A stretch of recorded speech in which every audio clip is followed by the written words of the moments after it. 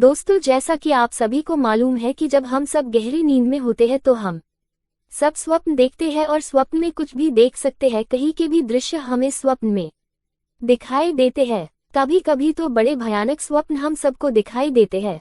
कभी शुभ तो कभी अशुभ स्वप्न हमें दिखते हैं। ऐसे में हमारे दिमाग में कभी न कभी यह सवाल जरूर आता है कि आखिर सोने के बाद आत्मा कहाँ जाती है। चेतन मन जब सो जाता है तो हम बाहर की वस्तुओं को देखना और सुनना दोनों बंद कर देते हैं। आत्मा कुछ नहीं करती क्योंकि वह एक अभौतिक सत्ता है तथा उसके अंदर कोई राग नहीं होता है। जब हम निर्गुण की बात करते हैं तो वह आत्मा ही होती है। जब हम सो जाते हैं तो हमारा अचेतन मन आत्मा के साथ मिलकर क्रियाशील हो जाता है। उसके बाद हम स्वप्न देखने लगते हैं। इसी वजह से हमें लगता है कि सोने के बाद हमारी यह आत्मा कहीं जाती है। दोस्तों, अचेतन मन चेतन मन से बहुत ज्यादा शक्तिशाली होता है तथा वह चेतन मन से अधिक काम कर सकता है तथा वह भूत और भविष्य दोनों को देख सकता है। मृत्यु के पश्चात आत्मा चेतन मन के साथ नहीं जाता है बल्कि अचेतन मन जाता है। शरीर के साथ ही चेतन मन नष्ट हो जाता है, परंतु अचेतन मन आत्मा के साथ जुड़ा होता है, जिसे हम कर्म का ढांचा कह सकते हैं। अचेतन मन एक सूचनाओं के ढेर जैसा होता है और सोने के बाद आत्मा अचेतन मन से जुड़ जाती है। इसीलिए सोने को दूसरी मृत्यु का भी नाम दिया गया है, क्योंकि जब कोई मनुष्य गहरी नींद में होता है तो उसे बिल्कुल भी होश नहीं होता है। सोने के बाद आपका अचेतन मन आपकी आत्मा के साथ मिलकर भविष्य में चला जाता है तथा वह भविष्य को भी देख सकता है। जब हमारा अचेतन मन भविष्य के अंदर चुका होता है तब स्वप्न के माध्यम से हमें भविष्य की कुछ झलक दिखाई देती है। इस तरह के स्वप्न तब आते हैं जब हमारा अचेतन मन भविष्य के अंदर जा चुका होता है। आपको कभी कभी ऐसा आभास होता है कि कुछ बुरा होने से पहले आपका मन विचलित हो जाता है, जो कि अचेतन मन के संकेत है। हमारा अचेतन मन भविष्य के बारे में कैसे जान लेता है, इसके बारे में कुछ कहना बड़ा कठिन है तथा इसका आधार क्या है ये भी कहना कठिन है। लेकिन ऐसा माना जाता है कि जो भौतिक जगत के अंदर घटित होता है वह उससे पहले सूक्ष्म जगत के अंदर घटित हो चुका होता है। इसका मतलब यह है कि हमारे साथ पहले सूक्ष्म जगत में घटना घटित होती है तथा उसके बाद ही उसका असर भौतिक जगत पर पड़ता है। दोस्तों, आत्मा एक सहयोगी है तथा यह मात्र सहयोग कर सकती है। इसके कारण यह संभव है कि सोने के बाद दूसरी संभावना यह है कि आपका अचेतन मन भूतकाल को देख सकता है। हम आपसे भूतकाल की चर्चा कई उदाहरणों से करेंगे। दोस्तों, भूतकाल का मतलब जो घटित हो चुका है और उसके अंश आपके अंदर मौजूद है, लेकिन चेतन मन उन तक नहीं पहुंच सकता है, लेकिन अचेतन मन इन तक आसानी से पहुंच सकता है। सत्संग करना क्या आसान है? धुंधकारी की संपूर्ण कथा। संत के दर्शन दुर्लभ क्यों होते हैं? सुदामा को पूरी जिंदगी गरीबी क्यों झेलनी पड़ी?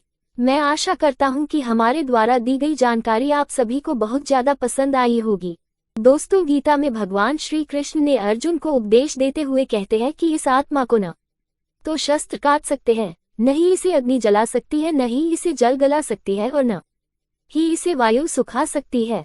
हमारी यह आत्मा उस परब्रह्म परमात्मा का ही एक अंश है जो कि अजर अमर अविनाशी है। इसका कभी भी अंत नहीं हो सकता है। दोस्तों, हम आपकी जानकारी के लिए बता दें कि सोने के बाद आपकी आत्मा कहीं नहीं जाती है, उसे कहीं पर जाने की आवश्यकता ही पड़ती है। लेकिन हमारा मन गति करता है, इसी मन की गति को ही हम आत्मा की गति समझते हैं। सोने का मतलब आपका चेतन मन सो गया है। चेतन मन जो कि हमारे शरीर का ही एक भाग होता है। चेतन मन वह है जिसे हम जानते हैं तथा इसी के आधार पर हम अपने सारे काम करते हैं। ये हमारे मन की जागृत अवस्था होती है।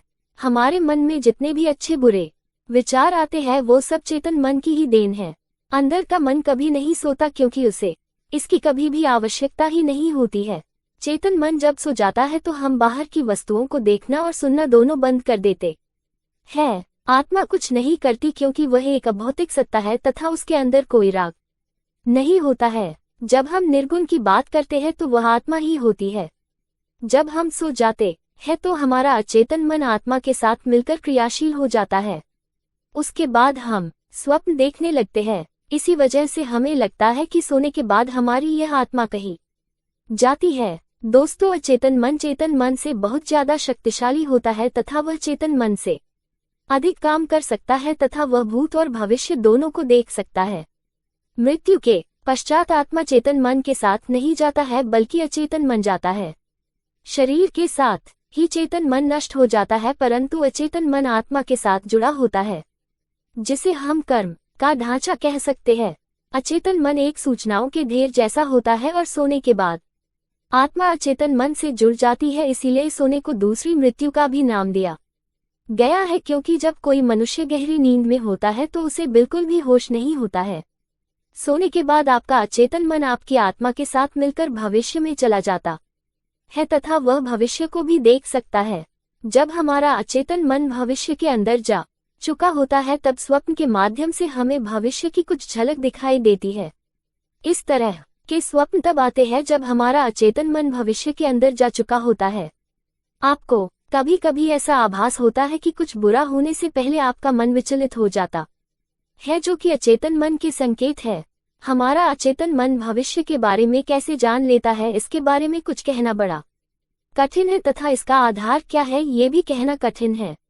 लेकिन ऐसा माना जाता है कि जो भौतिक जगत के अंदर घटित होता है वह उससे पहले सूक्ष्म जगत के अंदर घटित हो चुका होता है। इसका मतलब यह है कि हमारे साथ पहले सूक्ष्म जगत में घटना घटित होती है तथा उसके बाद ही उसका असर भौतिक जगत पर पड़ता है।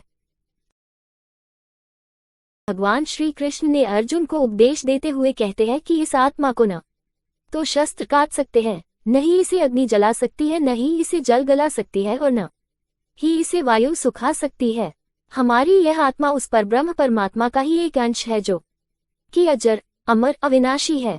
इसका कभी भी अंत नहीं हो सकता है। दोस्तों, हम आपकी जानकारी के लिए बता दें कि सोने के बाद आपकी आत्मा कहीं नहीं जाती है, उसे कहीं पर जाने की आवश्यकता ही पड़ती है। लेकिन हमारा मन गति करता है, इसी मन की गति को ही हम आत्मा की गति समझते हैं। सोने का मतलब आपका चेतन मन सो गया है। चेतन मन जो कि हमारे शरीर का ही एक भाग होता है। चेतन मन वह है जिसे हम जानते हैं तथा इसी के आधार पर हम अपने सारे काम करते हैं। ये हमारे मन की जागृत अवस्था होती है। हमारे मन में जितने भी अच्छे बुरे विचार आते हैं वो सब चेतन मन की ही देन है। अंदर का मन कभी नहीं सोता, क्योंकि उसे इसकी कभी भी आवश्यकता ही नहीं होती है। चेतन मन जब सो जाता है तो हम बाहर की वस्तुओं को देखना और सुनना दोनों बंद कर देते हैं। आत्मा कुछ नहीं करती, क्योंकि वह एक अभौतिक सत्ता है तथा उसके अंदर कोई राग नहीं होता है। जब हम निर्गुण की बात करते हैं तो वह आत्मा ही होती है। जब हम सो जाते हैं तो हमारा अचेतन मन आत्मा के साथ मिलकर क्रियाशील हो जाता है। उसके बाद हम स्वप्न देखने लगते हैं। इसी वजह से हमें लगता है कि सोने के बाद हमारी यह आत्मा कहीं जाती है। दोस्तों, अचेतन मन चेतन मन से बहुत ज्यादा शक्तिशाली होता है तथा वह चेतन मन से अधिक काम कर सकता है तथा वह भूत और भविष्य दोनों को देख सकता है। मृत्यु के पश्चात आत्मा चेतन मन के साथ नहीं जाता है, बल्कि